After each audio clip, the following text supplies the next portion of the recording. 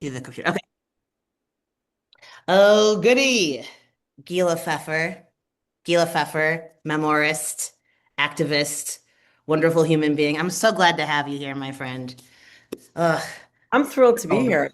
We had a podcast length schmooze before we even started recording. So man, I we hope we really haven't run out of things to talk about. we really did. We would podcast well together. Like as people who are just like, hey, we're talking and you put us on because we're good For sure. company. We would work that way. And the But world needs more podcasts, so we should start one right after this interview. I Let's. How's know that? it's such a like when I get the idea to have another podcast, I'm like, I know I'm the only one. Yep. I know this is gonna hit it big. It's Yeah, but we both had the idea, so I feel like we yeah, have double the power and chances for success. So I'm excited about uniqueness. Yeah, absolutely. Gila, why you're really here is to talk about this fantastic memoir of yours, Nearly Departed, that I loved so much. This is such a really, really beautiful book, with your signature humor, by the way. And it's a warm irony. I know that you are sardonic and dark as well. This is not to erase the darkness. There's plenty of darkness, but you turn the darkness light, and it's just it's a fantastic read, given the fact that it is about what it's about. Well, the Which subtitle tells you everything you need to know about that. the subtitle is Adventures in Loss, Cancer, and Other Inconveniences. Yeah, you were pretty inconvenienced by some of the things that happen in this book. Oh, annoying. Yeah, it is a little bit annoying what went down for you. Um, for those of you just meeting Gila, I really, really want you to know that this wonderful human being is an award-winning author, humorist, breast cancer prevention advocate, and speaker. This memoir won the 2024 Gilda Radner Women's Book Award. Yay! It has been described as heartbreakingly hilarious and life-saving. Gila, your writing has appeared in the New York Times, the New Yorker, McSweeney's, which I want to link to that one. That one made me scream a little. It was so funny. Tablet, Today, and more. You are a 17-year breast cancer previvor and survivor. You speak to international audiences about women's health, prevention, and the power of humor in the face of adversity.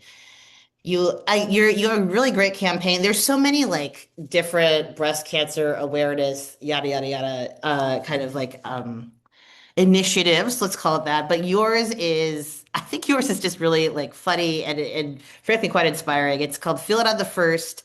You use humor and tongue-in-cheek photos to remind women to prioritize their breast health, which is what do you do? Like, how would you describe your Every month for more than 7 years now, you could scroll back and you will see I have not missed a month and I have not repeated a prop. I hold up two spherical objects. Last month it was motorcycle helmets because I was in my friend's boutique and we spotted two motorcycle helmets. I've done lemons, frying pans, donuts for Hanukkah. On a beach, I sculpted two sand piles and, made two little nipples in there and I hugged those.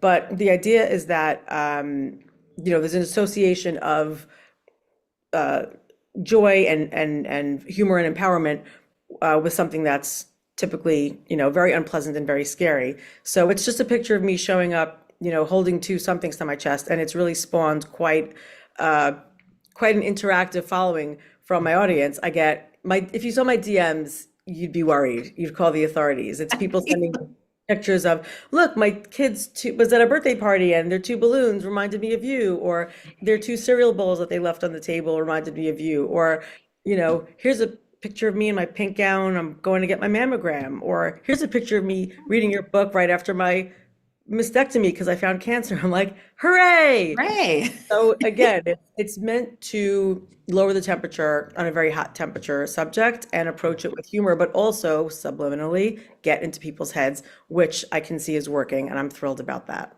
Yeah, as you should be. And I love that you never repeated a prop, spoken like a true show woman. Well done. And nobody would ever notice if I did, but I'm like, oh, I totally used pumpkins in 2021, so I can't use them again, Oh, even pumpkins are so though I'm sober. passe. That's so 2021. No Yeah. Halloween. I Yeah, I love it. I think it's a really great campaign. You split your time between New York City, which is on your sweatshirt, and London. It's just really, really cool that, you have, I don't know, you've lived the life you've lived. I bring up New York City because it figures prominently in this book as well. Actually, as well as your move to London. And I think just like this memoir is a story of tradition, trauma, yes, and of course, resilience. I could be talking about your life. I could be talking about Judaism broadly writ. Yeah. But also as a story of place, right? As a story of like where you grew up and how you grew up. I think it just succeeds in so many ways. So thank you for being here.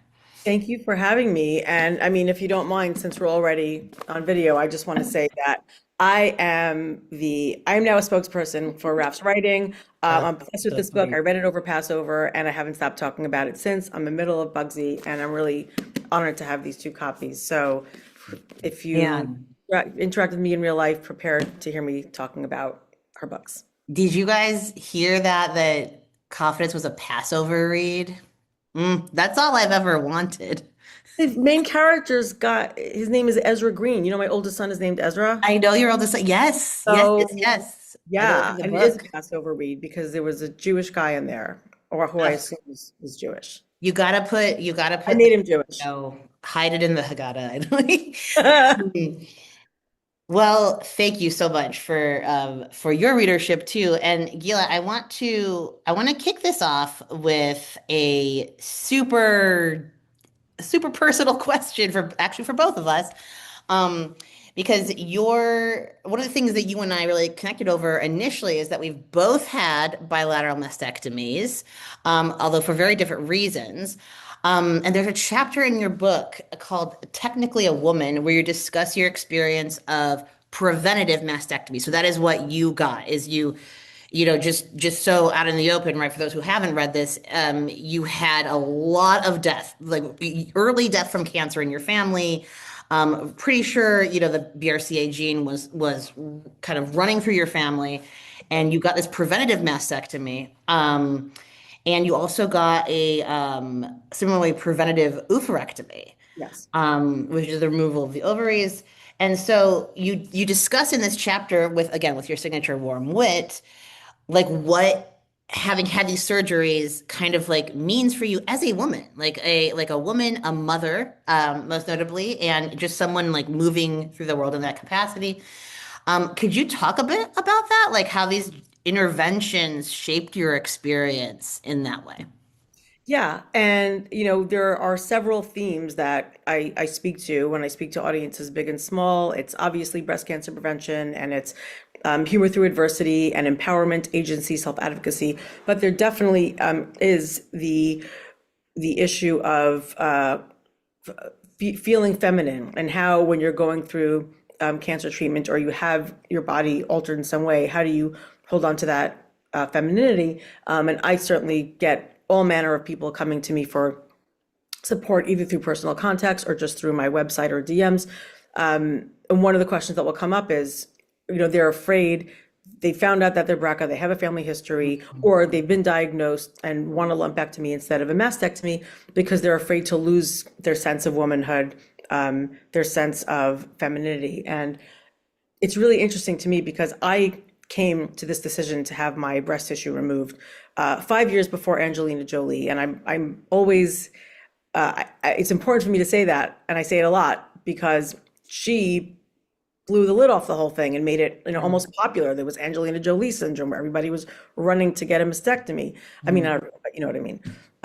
But this was at a time where it wasn't well known, it wasn't popularized, and because I lost my mom at 42 to breast cancer and her mom at 49 to breast cancer, I was 3 months old when my grandmother died. Anyone who came before that was taken care of by the Nazis. So who knows what family history was going on in there. But for me, the thought of not feeling feminine or not being feminine never entered the equation because I think my entry point was do this or die. This is a Right. survival thing. And so the same way when I was going through chemo, which was also preventative, I was very concerned about my hair loss and my appearance, and I was very conscious of the fact that because of my very good prognosis, I could focus on things like that. And that if I had a bad prognosis, God forbid, or if we were looking at scans to see did the tumor shrink, I might not have been as preoccupied by that. So for me, there was no feeling of loss of femininity. If anything, it came more from my, eyebrows, eyelashes, and Mm. whatever. And I think because I'd already been blessed to have four children and I breastfed them, and I had a great plastic surgeon who just made me new boobs out of my stomach fat and muscle. So that was, a score for someone who popped out four kids. Like, let's repurpose that and take that clay and mush it into boobs for you. I didn't experience any loss of feminine feelings, but I know women who are afraid to or who have, Mm. and that's really valid, and I get it, I understand. Even having my ovaries out at 35, so I went into menopause at 35, but again, they didn't serve me anymore. I used them, and thank God they produced kids. My breasts didn't serve me anymore. My view was very much shaped, my feeling was shaped by what I saw coming before me. Everything is triage, everything is on levels. So for my level, it was, who cares about any of that? When the plastic surgeon said, you're going to love your new look, you're going to have a really flat stomach, I'm like, I don't care. Get these things off of me. I do not care. I think I made a joke in the book, like, I don't care if you fill the space with like a steak and a balled up sock. Like, put whatever you want in there, just get these boobs off. But my mother did not listen to the doctors at first, and I write about this. And I hope that I come to a place of forgiveness. She's gone 31, going on 32 years now. Mm. But it was really angering to know that she was advised to have a mastectomy in the one breast where they found cancer. And she delayed it, and she, sought alternative methods like an apple cider vinegar, which is something that I wrote about because it really landed hard. Mm. The whole taking the alternative path and not incorporating the traditional path, especially when things are so dire. But I have to think I wasn't old enough, or we didn't have the relationship where I would have that conversation with her. But I always wonder, among many other things, when I imagine conversations with her, what that decision was born of. Was it I don't want to disfigure my body. I can't handle losing a breast. What will that mean for me as a 40-year-old young woman? I have to imagine that that was in there somewhere. So Yeah. I guess the gift that she gave me was, her behavior, which ultimately led to her passing, which is horrible, fired something up in me, which let me see clearly through any of that and make decisions that were life-saving. Sure. Yeah. I mean, man, it's so the sequence, there's a particularly difficult sequence in kind of the middle stretch of the book where you are recovering from the mastectomy. You learn that you need to begin a kind of a almost a preventative ish chemo, though there was like discovery of some can I don't know how to describe it, like cancerous activity in your Yeah, body. yeah, there were micrometastases, but Yes, thank the you. thing with chemo is whether it's preventative or designed to shrink a tumor, it has the same side effects. Exactly. Exactly. It's gonna affect your body the way it would Yeah, yeah. anyone undergoing. Totally. And so you've recovered from this, you're gearing up for, this another extraordinarily difficult and invasive kind of medical procedure, but ultimately life-saving, right? And you are told by the doctors involved, wow, Gila, you saved your own life. And anyone who doubted your desire to do this, look at this confirmation. And I think that it's an extraordinary moment, right? Because I mean, there's proof right there, right? Like empirical proof. Hey, you did this. We found these micrometastases. Good on you. And at the same time, right, there's also this sense of just like next level. I mean, I don't even pretend to know how that exhaustion compares to giving birth to four children and raising them. I don't know, but next level exhaustion, right? You've experienced next level exhaustion in your life. obviously. And I can only imagine what a kind of cocktail of emotion was happening for you then. And you describe it in the book, I think, in like very wittily and very accessibly. But I'm wondering too, like how how really kind of intense that must have been, or how heavy it must have felt to make that like sudden pivot. Yeah, it was a sudden pivot. And for those who are unclear, I had a preventative double mastectomy at the age of 34 and was very preventative until then. I had mammograms, MRIs, ultrasounds between each pregnancy. I was really on top of it and did all the advised behavior in terms of lifestyle. So it was really shocking when 6 days after my surgery, my doctor called to say, "You're not going to believe this. We found early but aggressive cancer in one breast. You saved your own life."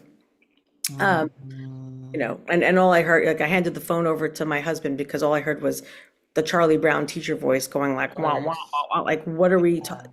I experienced tunnel vision for the first time. I always thought that was made up, and it's not. Everything just went, um, but I really remember having a lot of different thoughts at the same time. There was the shock. I didn't even know that my tissue went to pathology. I was just so excited to have it all removed that I wasn't doing any research. And it was my husband, who's a lawyer and like loves data more than anything, who was researching the surgery. He's like, "You want to see this YouTube clip of what it's going to look like?" I'm like, "No." Um, Mm. this was 2008, so it was a pre-social media age, which is a good thing. Um, but the idea that I had done everything necessary, that I had gone to the extremes, that I had used every single, there was nothing left to do. And I'm like, "You've got to be shitting me. Like, come on, this cannot be happening." So there was definitely a sense of shock, a little bit of betrayal of my body, like, come on, like work with me. Like I'm doing what I gotta do. What are you doing? But also in that moment, I remember thinking, wait till I tell those people who wondered if this was a good idea or not. Wait till I tell those people who were like, "Are you sure you want to do something so drastic? Why don't you wait and see?" I'm not a wait and see person on the best of days, but when it came to this, I'd seen enough. I'd seen enough with my mom, and my dad passed away of cancer young as well, Right. colon, not breast, but still, I'd seen enough. And so there was definitely a mix of emotions. Mostly, I was enraged. I was really pissed off. At who? I couldn't say. Sure, no, but I mean, it's interesting. Like I have you talk about alternative alternative medicine, right? And how you experience a kind of similar in scale, I think, anger when you saw your mom's pursuit of alternative routes. Ultimately, it led, at least you say in the book, it kind of foreclosed on a better set of circumstances for her because she would Yeah. not pursue a more traditional route of chemotherapy. Um, and you described, I mean, the heartbreak. I can only imagine. How enraging it must have felt, and it's interesting, Gila, because like so coming not from like I'm dealing with invasive tumors, right? But coming from this is gender-based medicine right now. I almost felt like, wow, here's a situation where what the part of my mind that is being colonized is the part that is based in self-image and is based in like dissatisfaction with self. And the route I want to take is strictly medical and Western. So it was kind of opposite where your mom was like, "Wow, I want to take this alternative route," and I was like, "No, like I want to take this medical, strictly kind of Western route." For a problem that was, man, I don't even know how to describe it, right? It's like spiritual, it's like behavioral, different strokes for different folks, right? Different people approach this different ways. But personally, my route, man, it like I think I realized at some point when there were kind of complications down the line, and now I'm more referring to testosterone than I am to anything else. I was like, oh, this is a really very material route for what started as a problem of sort of self-satisfaction. And Mm. of course, we're talking about a different categorically, maybe we're talking about different problems. We don't even have to get in right now to like how does the physical link up with the mental kind of stuff. I think that's beyond the Oh, scope. very much so, actually. We could Yeah. do a part two for that. We could do a part two, exactly. Right? Like that's its own thing, right? But even just for our purposes here, I want to say that the mental, I was like, this has to become physical because of how dissatisfied I was in different areas of my life. And it was a challenge. And so I think like going back to there's just various parts of this book, right, where you're like, you are successfully doing these preventative, like life-saving things in the medical sphere. And the same time, you capture so brilliantly how reductive and exhausting it can be to move through those spaces. Um, and that is, I think, where I in my life hold the tension too, because I was like, man, I wish that I had not. Well, it's not that I regret things so much as the jump from the mental to the physical can be so quick. Do you know what I mean? Yes, and what's interesting is I'm just thinking now, as we're talking, we both had elective surgeries. We both Mm-hmm. had elective double mastectomies. Yes, we did. And it doesn't matter that they were for different reasons. It matters that no one told us we had to do it. Uh, Mm-hmm. it wasn't like you go to the hospital and they're like, we got to do a triple bypass right now or you're going to die. And like, no one has time Right. to think about it. This wasn't that. So there was a lot of pressure that each of us must have, and did carry, that we're making this very drastic choice, Yes. whatever the results and for whatever the reasons. Yes. I I feel very validated in my decision because it was ultimately the right one, but I can't imagine a scenario where it would have been the wrong one because let's say my story was like Angelina's where she comes out and says, I had a preventative mastectomy and I'm fine. That was the goal. Yeah. Um, I never would have looked back. I don't think I ever would have looked back and said like, boy, I sure wish I hadn't cut my boobs off because Sure. why would I have done that? I didn't need them. I had something in their stead. So physically, there's, a semblance of that. And in your case, it must be very different to look back and think about that decision. Yeah, it is, I mean, it's so different, right? That I think my own book about like I have my own book about it and other thing and the gender related stuff kind of in the works.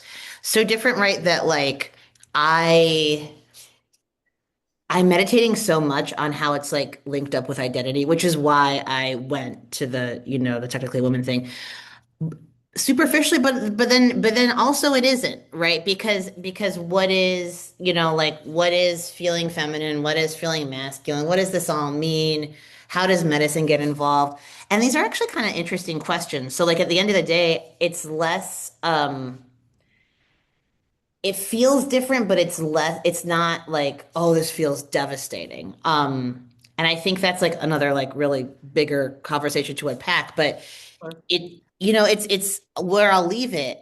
And where actually I'll segue into my next question with you is like how medicine becomes like plays such a huge role, I think, in like your average American's life and how doctors, for better or for worse, can be very involved with a lot of people's self-understanding. Um, and speaking of Jews, I think this is very much culturally the case, right, for a lot of Jewish people, and I'm not even just talking about like the like immigrant family become a doctor thing that Jews have in common with a lot of other folks, immigrant populations, but I'm Fun talking fact, about we are an immigrant family and have zero doctors in our family. We really whoa, botched that one. I know. you did. I'm a first generation American on my dad's side, and we've got no one even, Now, not even medical adjacent. Like you at least have lawyers though, right? You got lawyers? I married one, but again, not in our DNA. You can go as far back as you Man, want. We've got schmata people, yeah. garmentos, uh, farmers, Mm. and now a writer. People and now writers, yeah, totally. Well, um, I'll go check out your kibbutzim maybe. I would love to do some farming. Um, but yeah, I actually here I'm talking about the role of the doctor in just in Jewish culture, right? It's like it's who cares if you have only in the family, sometimes you do, sometimes you don't, but like the way that doctors can have kind of an interpretive authority in an individual's life.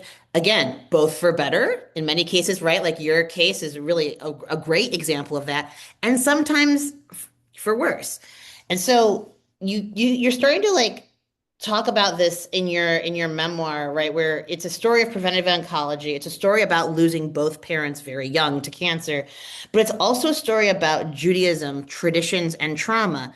You are the granddaughter of Holocaust survivors, right? And we could get into an epigenetics conversation right now. That door is totally open. But I'm so curious, like how you see all these things being tied up in your book, right? Medicine, Judaism and tradition, trauma, family. It's all right there, and it's just so richly painted. I'd love for you to talk a bit more about it here. Well, thank you. I think I'm going to change the book jacket blurb for the next printing because your words You sounded should way keep Elisa Schlesinger. You should better keep the than, super famous yeah, version. that's a fun Yeah, story how I got that blurb. We can talk about that later. yeah. Um, it's really interesting about the Judaism piece of it. And if you look at the author bio on the back jacket, it says Gila Pfeffer is a Jewish American author, and it was important for me to make sure that Jewish was in there. That was there. It is. Hi, There Nate. it is. That was, and a couple of people just not pushed back, but wondered why Jewish American? Why not American? Why not? Why say anything? I guess living in London, I wanted to assert the fact that I was American. Now I'm more firmly based in New York. Um, and I guess I just wanted to say first and foremost that I'm Jewish and I'm proud of that, really proud of that. And if reading that is going to upset you, then this book's very not for you and you should walk on by. Right. Yeah. Because I can't do anything about the fact that I'm Jewish and I don't want to.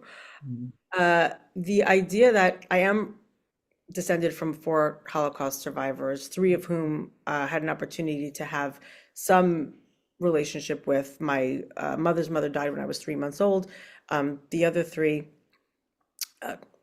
I had I had two of them until my sort of tween teens, and then my mom's dad I had until I was in my late 20s. So, Hmm. some, but not as much as I would have liked. And of course, no one spoke about their experience in the camps. They all had a number. I thought grandparents have numbers and speak funny English. That's what I thought a grandparent was until I was 15 and met my friend Shira's grandmother who spoke like an American. I'm like, is she Jewish? 'Cause- Yeah. right. Like that was my level of exposure. And I guess I like to say survival is baked into my DNA. I came from these people. My grandfather survived by stepping off of a death march, and one of my sons is named after him.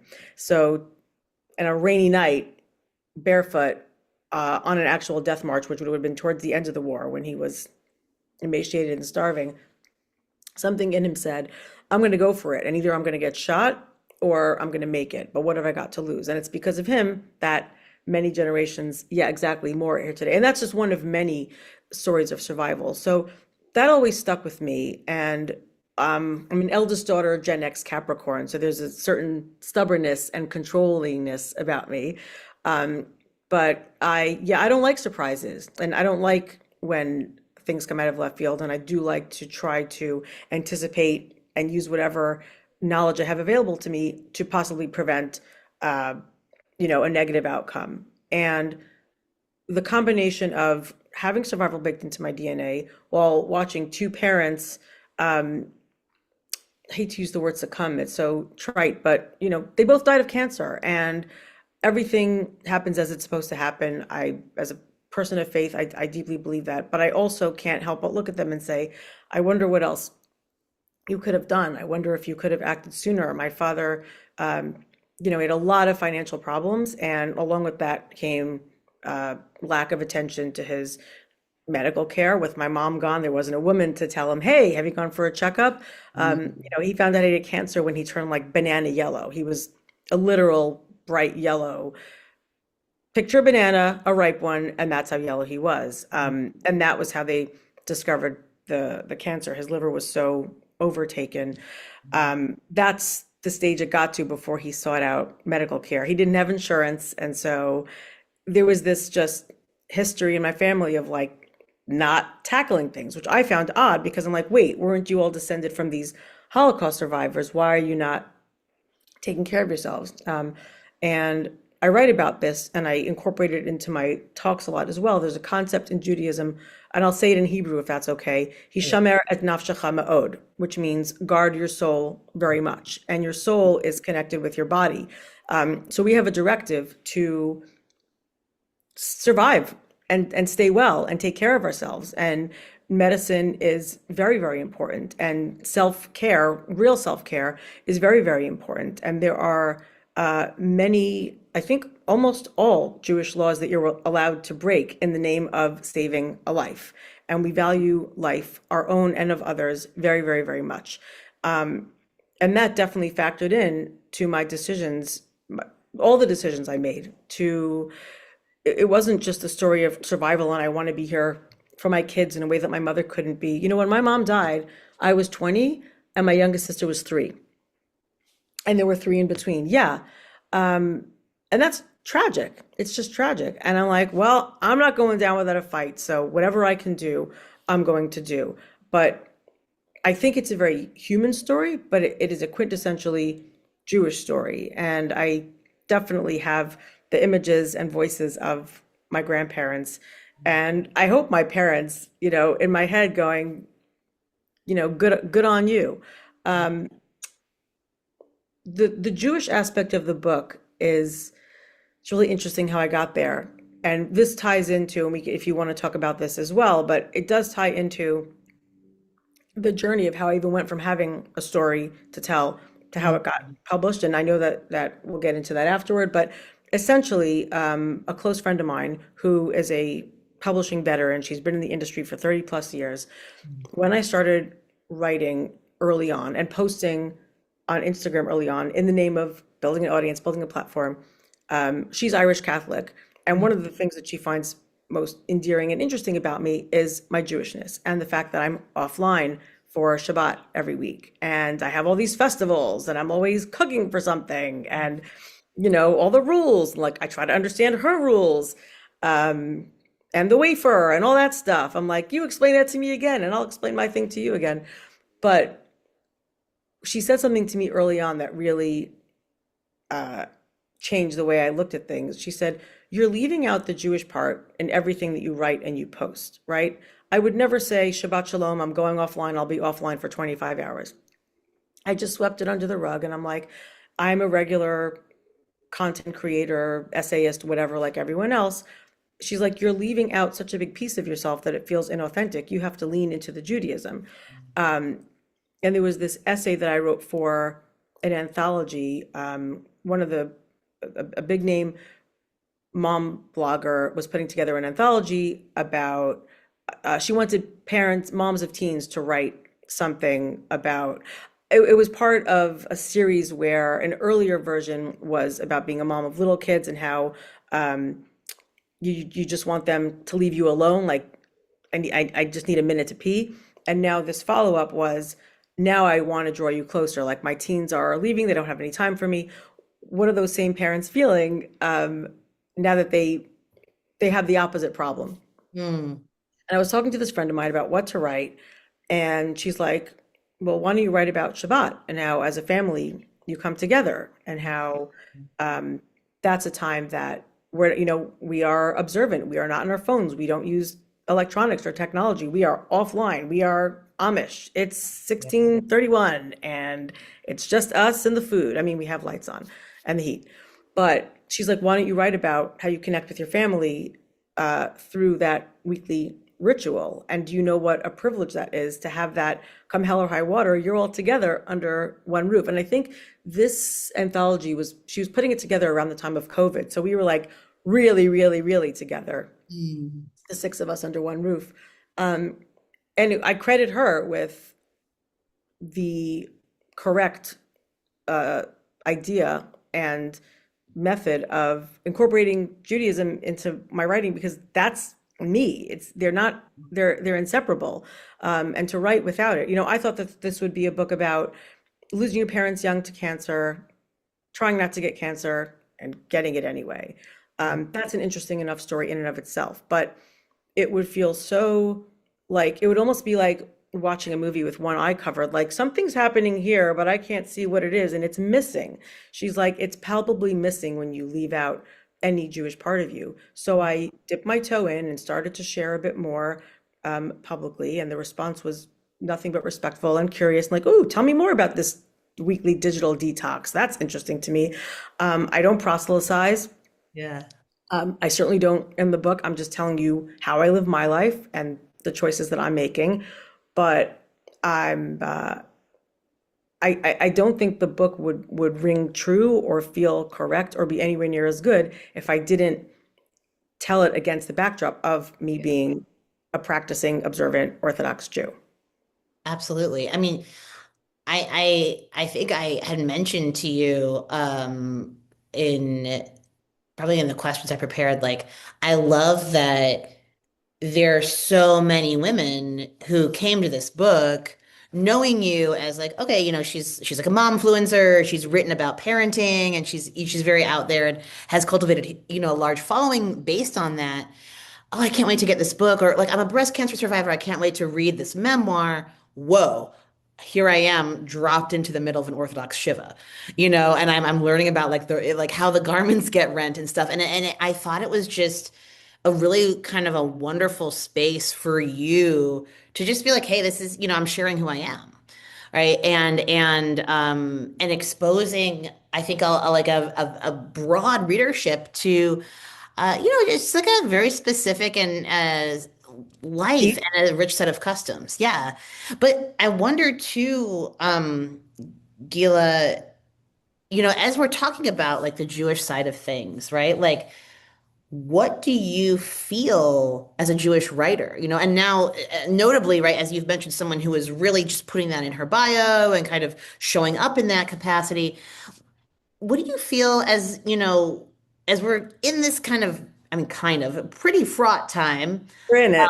right? Yeah, like very, very fraught time, where Judaism is increasingly misunderstood both within and without the faith. What do you feel needs to be spoken about more, or maybe shed some light on vis-a-vis Jewish life and culture in the broader world? And I love that question. And when you sent me, some questions to ponder in advance of our interview, that one really stood out, and I had to really think about it because, as you said, I do write about Shiva and Hanukkah and Shabbat and mikvah, and I did a lot of research on those topics, not just to make sure that I got them uh, technically right, but I spoke to a friend of mine, a woman who is not a rabbi herself, but is as trained as any. She's so knowledgeable. And I wanted to make sure that I was conveying these things in like an approachable, digestible, authentic, but again, not proselytizing way. I'm not out there saying, everyone should do this. This is not the Book of Mormon, right? I'm not Right, trying right. to change any minds. What I was trying to do was share my culture and my life the way you would read in any other book that's about a culture unfamiliar to you. When I read Angela's Ashes, I remember learning so much. He wasn't telling a story of the church and how, it wasn't explanatory and it wasn't a biography. It was just his life as his lived experience as having lived amongst, living that with that set of rules. Right. And it was important to me to give a flavor of Judaism and the beauty of Judaism as we practice it without sanitizing it and saying, there's nothing wrong with this, everything's perfect. I 100% approve. This is just the way it is. And I got a lot of really lovely emails from people from readers who said, thank you for sharing. Especially, I learned so much about your morning rituals. They're Mm. fascinating, and I wish that our morning had more meaning to it. And I love the structure of the 7 days followed by the 30 days, and how much it is about comforting the mourners and not about any of the bells and whistles and externals. Like it's so stripped down. I heard a lot from, from people from other faiths. That meant a lot to me because it meant that I got it right. And I got it right in terms of me just saying, this is what we do. I'm just telling you. So I'm telling you a story. I'm not trying to sway you one way or the other. Even with mikvah, which is a ritual bath, I wasn't trying to say I love it or I hate it. I was trying to say I do this. This is important to me. It's very inconvenient at times when you have to go at a set time of day and a set time of month, and I have a household to run and little kids, and I'm busy, and now I've got to stop and do this thing. But I love that I got to share that when that was taken away from me early and very quickly, because it has to do with your menstrual cycle. And when I had my ovaries out, no more of that. Suddenly I was a little bit missing it because, again, it wasn't unlike the breast, which I happily donated to the cause. That was, well, it was still voluntary. It was more of an emergency. Like, okay, we found breast cancer. You're a BRCA1 carrier. You should get rid of your ovaries too if you're done with them. I'm like, all done, take them. If anything, back to the feminism question, that made me feel more of a loss of femininity, the no longer going to the mikvah, than anything else. And so, what I would like, I don't want to say what I'd like to see more people writing about, because I think there are a lot of brave voices out there talking about all manner of Jewish experiences and Jewish rituals. And as Sarah Hurwitz wrote in her recent book, As a Jew, which is outstanding, and I recommend it to everyone, she discusses a lot the importance of all branches of Judaism coming together and not being so divided. Like, we're divided enough. We need to be more welcoming and understanding and band together and not be so, this is how you do this and this is not how you do that. So what I'd like to see is people sharing their own experiences of Jewish pride and Jewish joy. And maybe they look different to mine, but they're all valid and important. In fact, I write about how my Shiva looks nothing like the ones you've seen on TV. On TV, the mourners have their hair and makeup done. They're all dressed up. There's a huge spread of food. Maybe they're wearing black, but it's quite lavish. And in Orthodox Jewish Shiva, there's no one's wearing makeup. We don't groom. We cover the mirrors. We're not interested in how we look. We have torn garments. No one's serving food to anyone. It really is about just sitting and talking and getting these people through the first 7 days of shock. It's like this barrier, like when the body sustains a wound, all of the, what is it, the oxytocin, whatever, I don't know science, but whatever comes to protect you from that initial shock of the pain, Yeah. that's what it is. It's a buffer, it's a shock absorber. And that is the entire focus of it. And so what I wish people understood more of, and I hope I convey in my online presence and my writing, is that I love being Jewish and I love the way I practice Judaism. I love the way I interact with it. I love that we have raised our family to be observant of Shabbat, the Sabbath, and of kosher. And I'm not telling anyone else what to do, but I wouldn't give that up. That is not being forced upon me. I'm an adult. I can make decisions, but this is the way that we have decided to be and to interact and to share with our kids the beautiful parts of it. And all that being offline time has led to some really meaningful conversations and Nice. moments of openness and learning new card games and board games. But that means something. When the minute we make Havdalah at the end of Shabbat, everyone grabs for their phone. Everyone. All of us. I see it. I'm the last one to do it because I enjoy the offline time, but everyone runs to see what they've missed in the last 25 hours, and that's fine.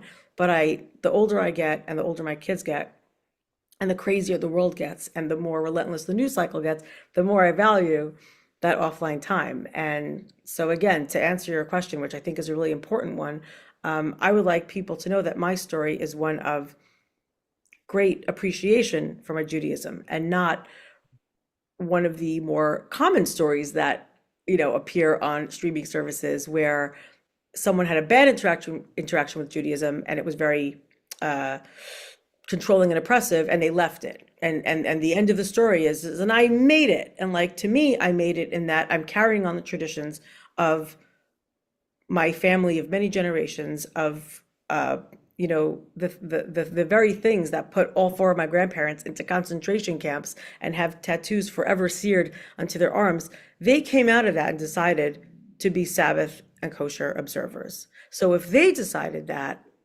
which I think is actually astounding because I do wonder how I would have come out of that, I feel privileged to be able to live those values to whatever degree. No one's measuring, there's a million shades of gray, but how, what a great way to honor them and my parents by living these values and living these traditions and hoping that people understand that they're beautiful and they're mine and I love them.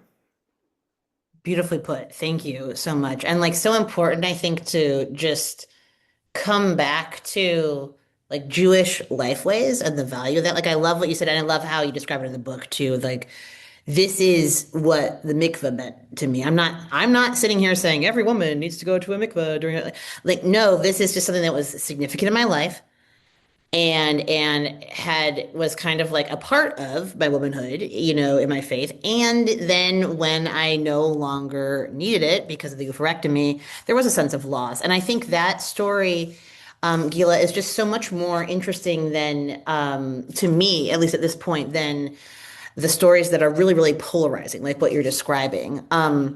Because yeah, absolutely, you hear the story of like someone who is in a legitimately really coercive situation and kind of escape, has a different life, right?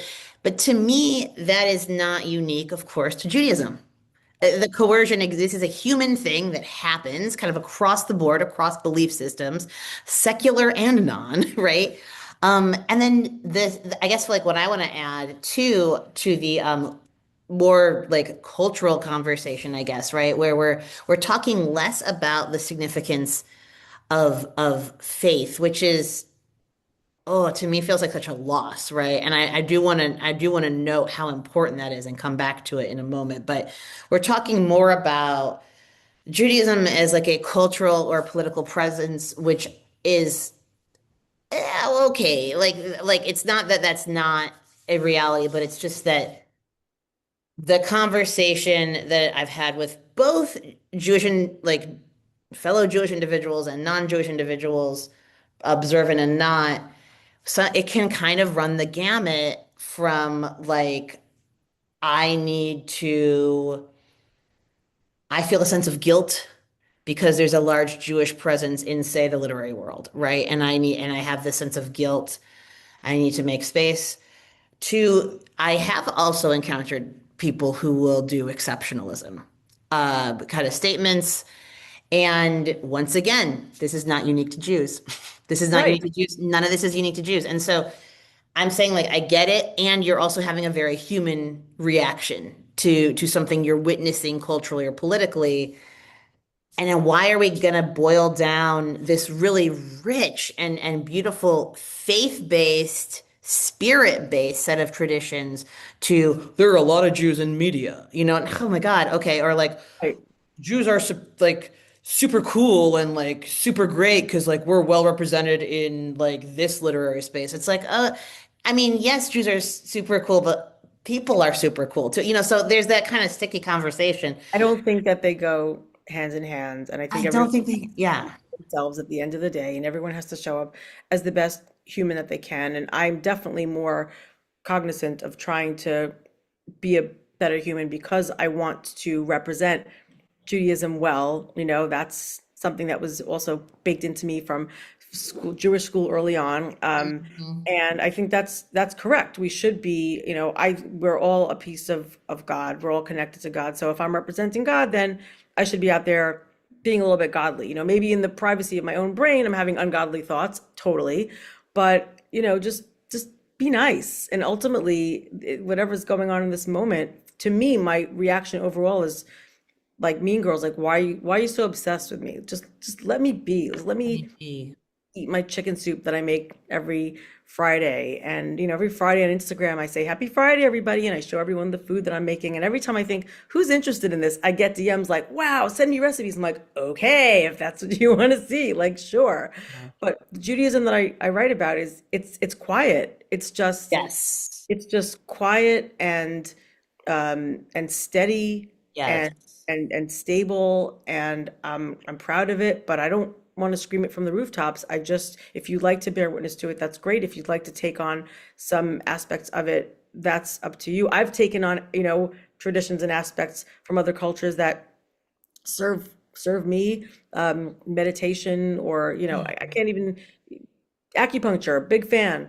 There are so Mm. many things in the world that come to us from other cultures, and we can draw on them. And if anyone's interested, great. I got the most interesting DM I got was from someone who followed me for a long time, saying she's a prison warden and she has an Orthodox Jewish prisoner, and she had questions about kosher food and how to heat up the food for Shabbat. She's coming to me, not a rabbi, not a halachic authority, not even a little bit. But I did my best to answer and to get some actual, I researched and asked some authorities and people who would know. And she was very grateful to me for that. And she could have Googled it. She could have asked a rabbi. She could have done anything, but she came to me. And what that tells me is that she looks to me as someone who is knowledgeable, but and faith-based, but lives a practical life in the real world. And I would understand the weird request, and I wouldn't be like, "Oh my God, he's in jail." That's reality. We're everywhere. And Yes. Oh my God. Yes. that memory really stuck with me. And I also was very cognizant of the fact that I have an obligation to represent correctly and not turn this into a, "Well, what did he do?" It wasn't that kind of conversation. It was, you're coming to me for help, and I'm going to help you to the best of my ability. Gosh, I love that story, Gila, because to me, this is about what really any faith is about in its most distilled version. Take the ego out of it, take the politics out of it, take the like presence of the culture, whatever.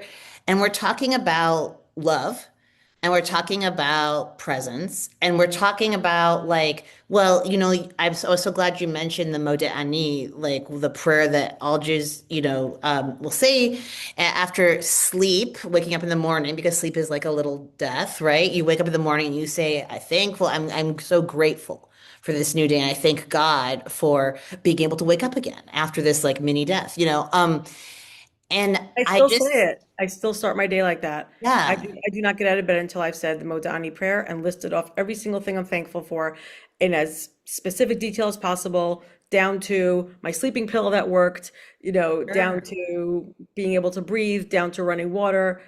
I really, really am grateful. So whatever happens the rest of the day, when maybe I'm a little bit less grateful, I have started the day saying, Look at how much you have just upon waking up." Yes.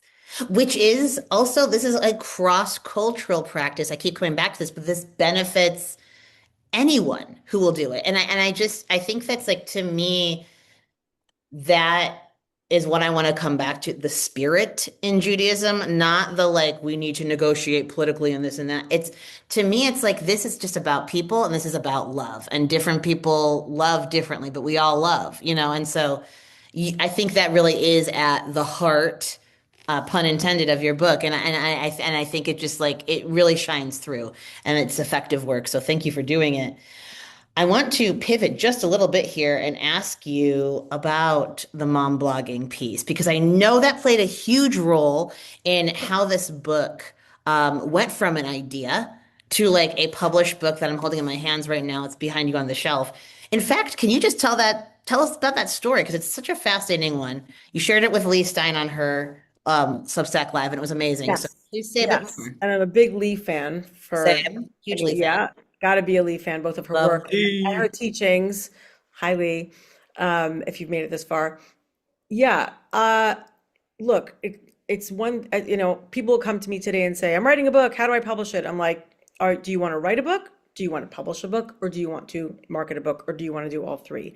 Right. And I knew I had a story to tell from the minute that I sat in that oncologist office and she said, "You're going to need chemo." And I was like, "You've got to be kidding me." I went through all this to avoid that. So that was when the seed was planted to write a story.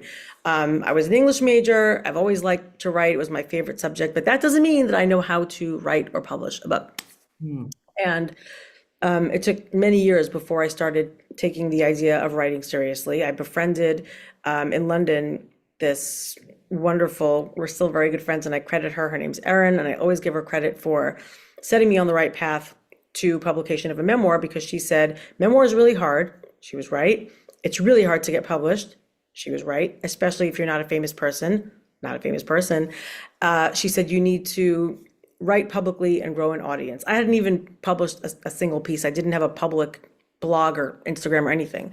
So I launched a website, which is now defunct, called The Mom Who Knew Too Much, which I hoped would give people a sense of my humor and the fact that I'm writing about parenting stuff. My kids were already tweens, but they're just, full of great content to mine. She's like, right, your next step.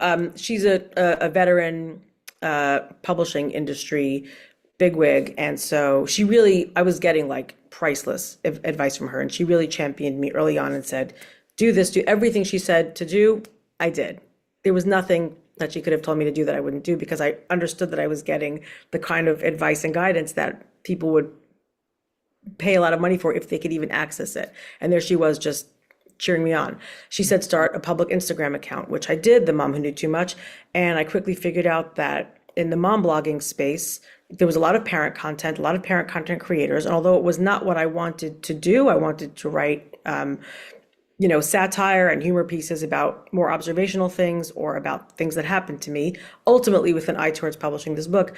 I was skilled enough, and I'm like, let me throw my hat into the parent content ring. Like, how hard could it be? And I came up with my own memes and tweets and whatever.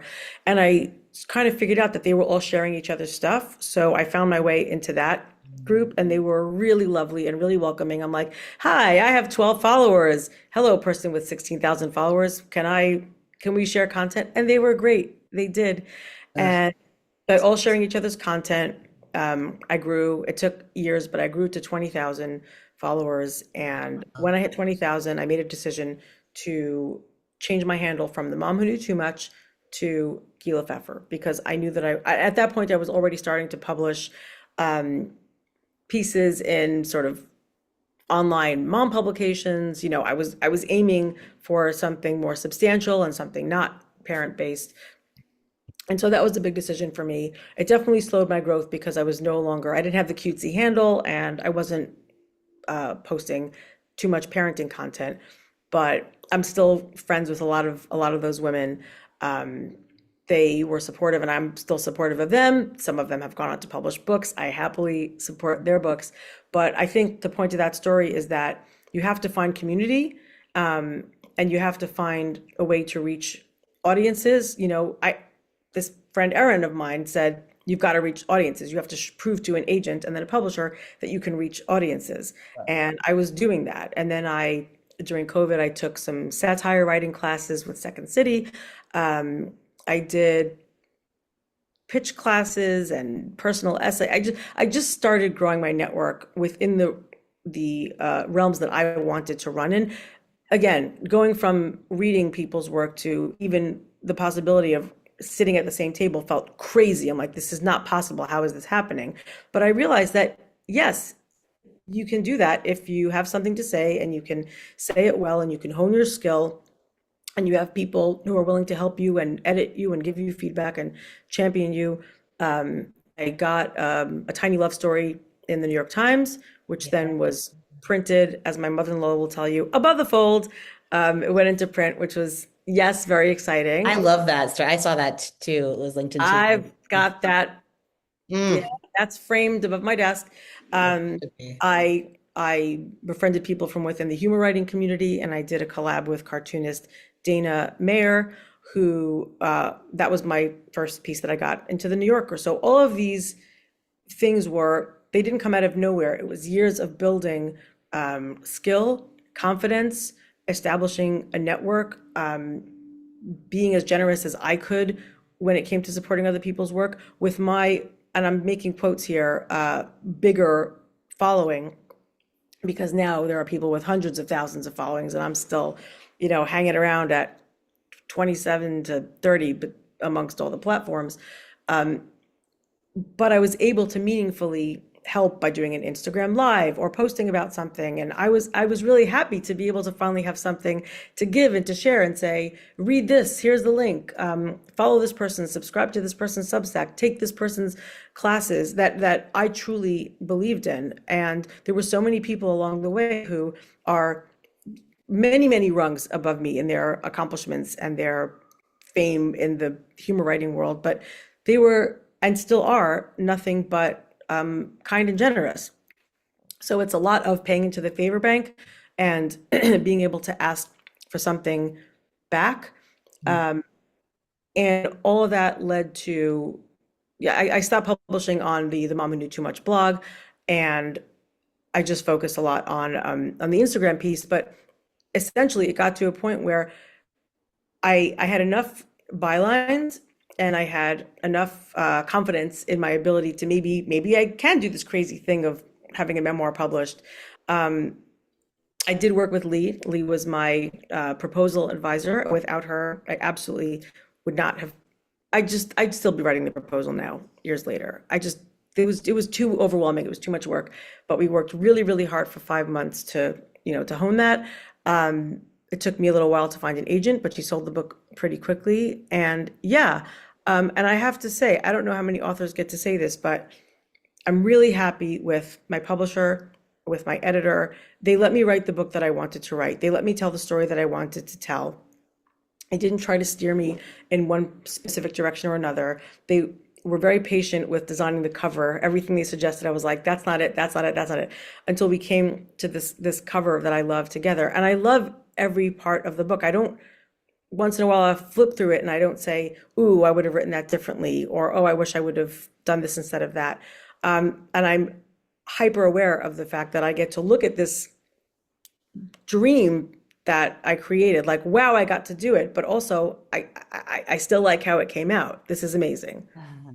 Ugh, I love that. And man, the part I really want to underscore is the community building. I love that part of your story, Gila. I think it's such an important part. I think it's something that, as someone who came up through like very, very academic channels, which I mean, I think has its benefits and drawbacks. Um, this was actually, it was so refreshing when when I made my break from higher ed and was like, man, I'm a community-minded person. I'm not a like pass, jump through this hoop, do this, do that kind of person.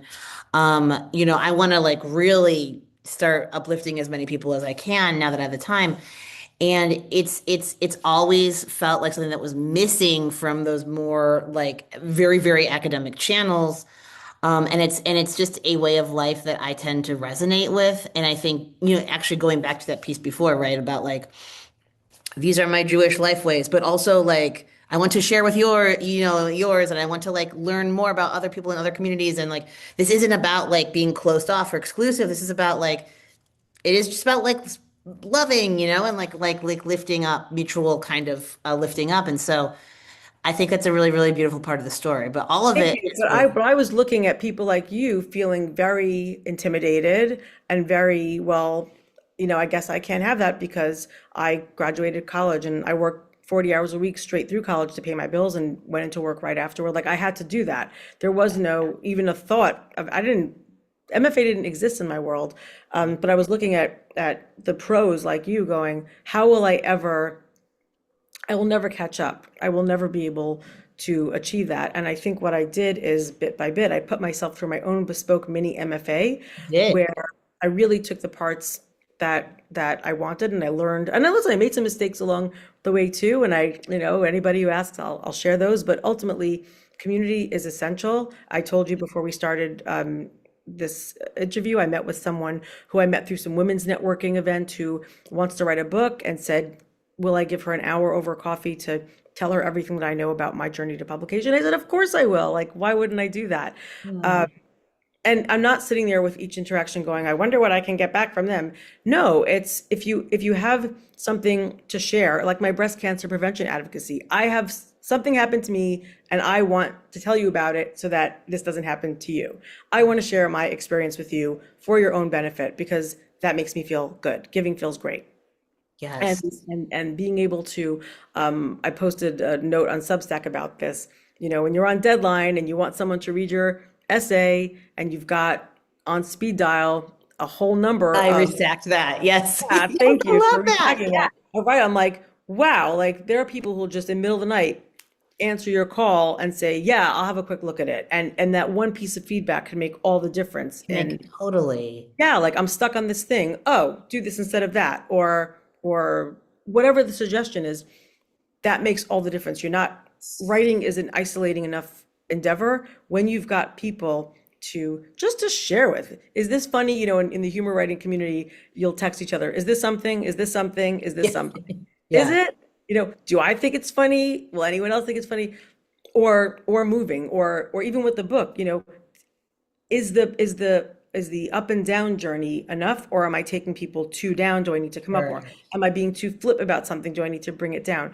Is the pacing in terms of the emotional roller coaster I'm taking you on, is it correct? And some of my friends gave me some, wow, priceless feedback on that just made the book so much better. It's so, man, it's just everything, right? Like it's like it shows, I feel too, it also shows Gila how like arbitrary some of this stuff is. I feel when you're talking about like, okay, I'm accumulating bylines, right? I'm writing for these blogs that are parenting focused, but I'm getting these really, more substantial bylines with New York in the title, right? And it's not to me like it's like, yes, obviously someone's gonna recognize, oh, the New Yorker. Oh wow, I know that. That's a really good. But yeah, see, I feel the same way, right? I feel that shrug too, because it's like, well, and Well, just because this is more well known or been around longer, it doesn't mean that this has like it necessarily has weeded out, the inferior writer or something. That hierarchy defeats community. And that's what I found like when I left higher ed, I was like, because I was, teaching in a public university and you're just getting like a really, really great group of students and stuff. But like, so it wasn't like, oh my God, this tiny little selective space of only these people who paid like out the nose to get in here. But it was, oh, these really great, talented students who are coming and they're awesome. And it's not, the gates are up in that same way. Even then, though, it was just like, oh, we have to jump through these hoops and I have to assign you grades and we're doing this, we're doing that, and there are these standards that you have to meet, and you're kind of coming through this academic pipeline. So you assume that, oh, if New Yorker's in the title, it's automatically only better. And I think like to challenge that and to say what you're saying, right? Where it's like, no, it's not like I pleased this editor or I pleased this screen, whoever's like keeping the gate, right? It's like, no, I told a joke to like my fellow writers and my comedy writers, and they were like, yes, this is something, and that's the real connection that I want. Man, I believe in that so strongly. and finding your readership, I have to admit that when I got your book, I hadn't heard of it.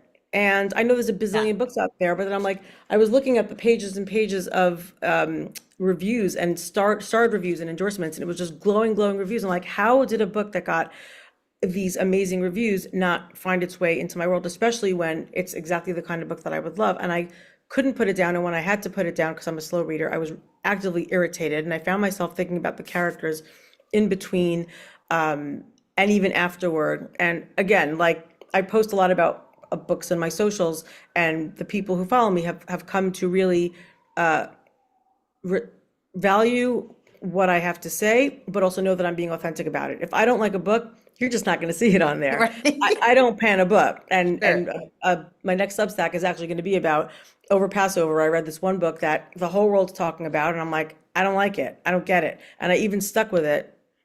And my sister's like, it gets better in the second half. I'm like, okay. I said, it didn't. It didn't. Everything about this was annoying to me. And it's okay for me. I look at someone like you, and you can probably write, a 4-page, like from a critic standpoint of why it worked and why it didn't. And I always feel intimidated by not being able to do that. I can't necessarily articulate from a literary standpoint or a device standpoint, whatever it is. because I didn't come up through that world, but I'm a 52-year-old woman and I know what I like and I know what I don't like. And I know what I have time for, I know what I don't. And I know that my very next read was this. I'm like, that's what I'm talking about. That's what I'm talking about.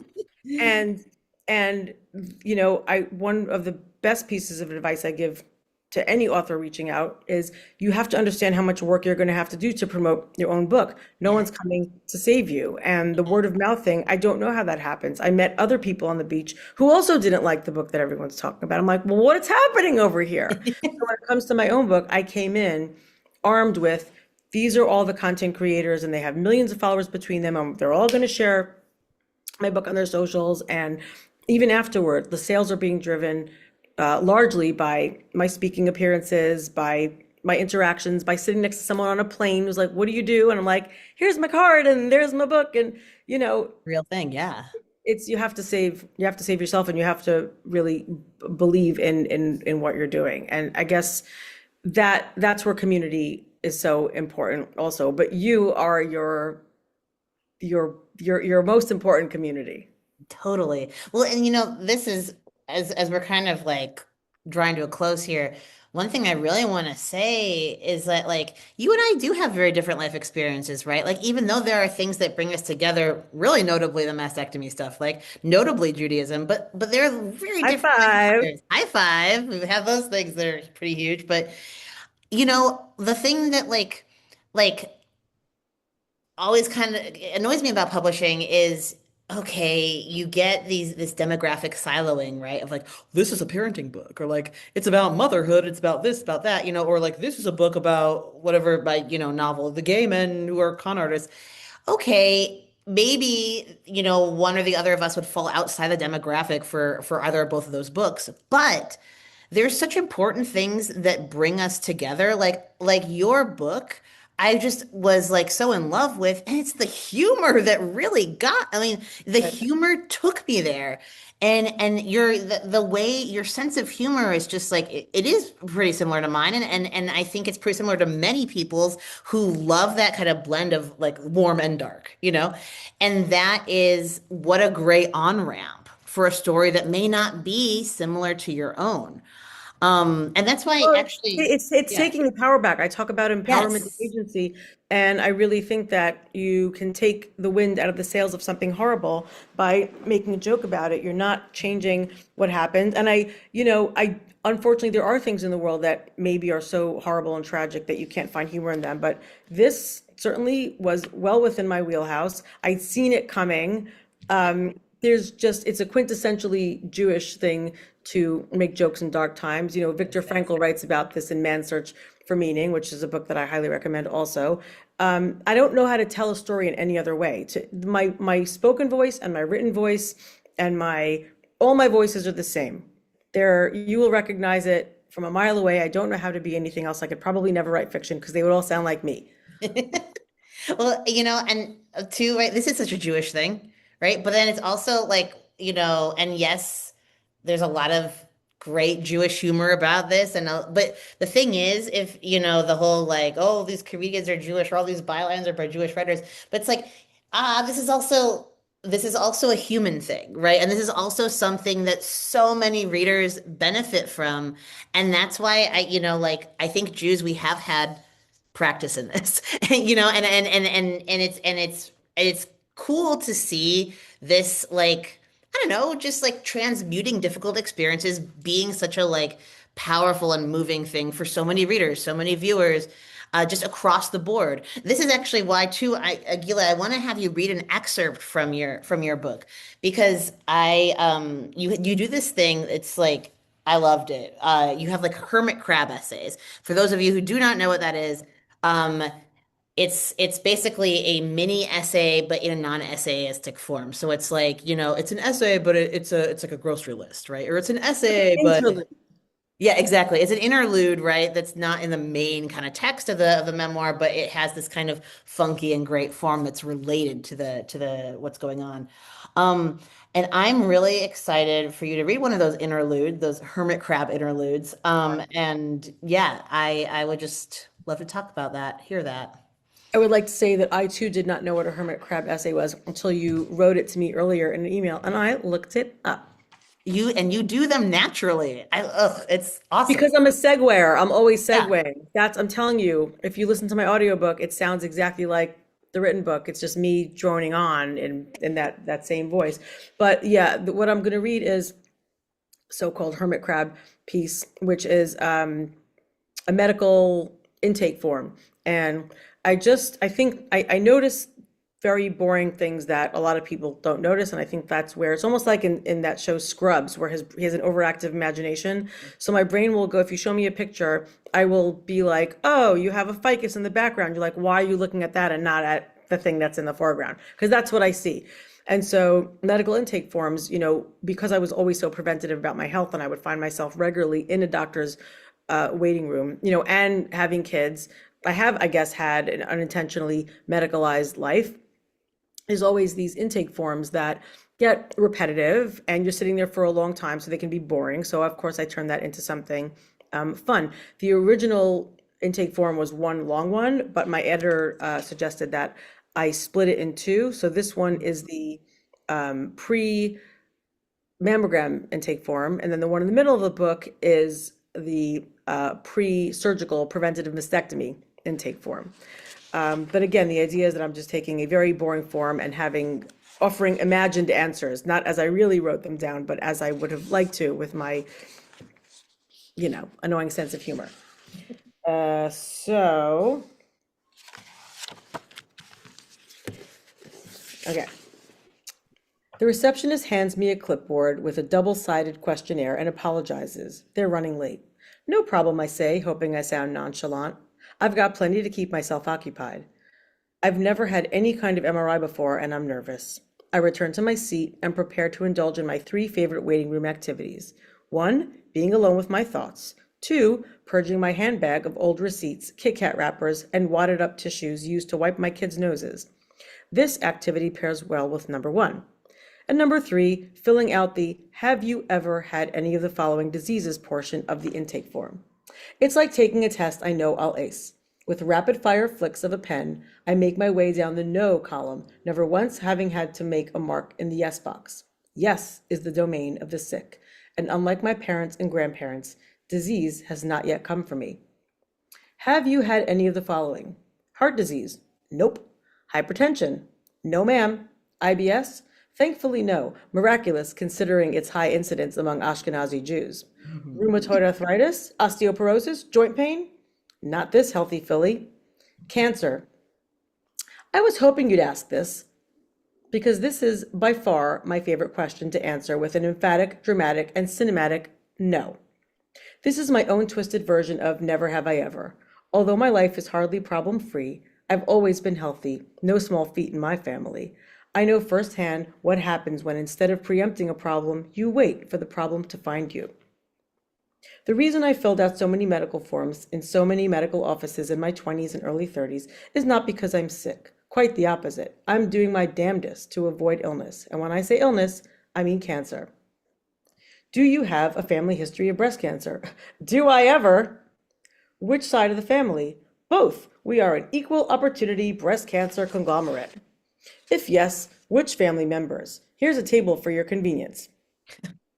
And then I go on to list a table of my mother, maternal grandmother, great aunt, paternal grandmother, all of whom are deceased and all of whom had breast and ovarian cancer in their 40s or younger. Do you have a history of other cancers? Yes, I feel like I'm winning this game. Will there be prizes? Thank you. It's one of my favorite jokes. Which side of the family? My father died of colon cancer when he was 54. Many of his relatives were murdered in the Holocaust, and my grandparents, who survived, are no longer living either. So there's a big gaping hole in our family medical history. There's no one left to ask these questions, so we work with what we've got. By now, I've grown accustomed to doctors and nurses skimming over my completed form, their eyes widening, giving an incredulous shake of the head, which means they'd arrived at the portion devoted to my family history. I've come to recognize their looks of surprise and tenderness layered with acknowledgement and topped with a glaze of admiration for someone who learned the hard way about the importance of preventative medicine. I'd be lying if I said I don't enjoy the kudos. Mm. Oh gosh, Gila, I love this so much, and I imagined like you writing another one of these McSweeney style, because your McSweeney's piece, as I mentioned before, pieces are all hilarious. Yeah. But I was like, what if it was the matchmaker doing like health grades reviews of doctors, but like as like potential prospects, like, oh, his service, very nice. His jawline, nicer. Yeah, I took note of that. You're giving me good ideas. Please do that. But Please do. that McSweeney's piece was called an open letter to Tiffany and Company for the ring that helps women remember they survived cancer, which is based on an actual ad that said that. And I just let it rip. And that is my favorite humor piece to date. And I'm so happy that you enjoyed that. You let it rip hilariously. And I actually used it in one of my classes as an example of a Juvenalian satire. So yeah, if anyone, I will definitely be linking those. But if you Wow. please, please, please check out that like you do such a great job of metabolizing very understandable anger you felt into something hilarious, right? This is the darkness into light thing again. Um, Overall, though, Gila, thank you so much for talking to me about this book. I love it. Everyone needs to order this book. Buy this book, please. It was just a delight chatting with you and reading your words. Thank you. Thank you for having me. And honestly, I could speak to you for 4 more hours, but at some point, one of us is going to have to go to the bathroom. So At I some guess we'll point. do Well, that. I'll pause the recording at the very least so it doesn't pick up on that. But thank you. This was Thank a you. lot of fun, and thank you for giving me the space to delve into the Jewish aspect of my book, where normally it's the loss and the cancer aspect, but the Jewish piece is very important, and very important to me. So thank you for that. This was great. Of course. I mean, you're very welcome. And yeah, we will be chatting more about that, I'm sure.